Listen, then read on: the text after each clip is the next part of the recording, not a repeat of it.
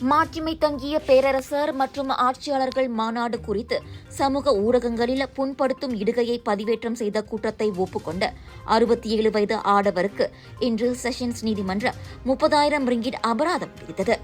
இந்த அபராத தொகையை செலுத்த தவறினால் ஜொஹாரி இஸ்மாயில் என்ற அந்த நபர் 6 மாத சிறை தண்டனையை அனுபவிக்கும்படி நீதிபதி அஹ்மத் ஃபுவாட் ஒத்மான் உத்தரவிட்டார்.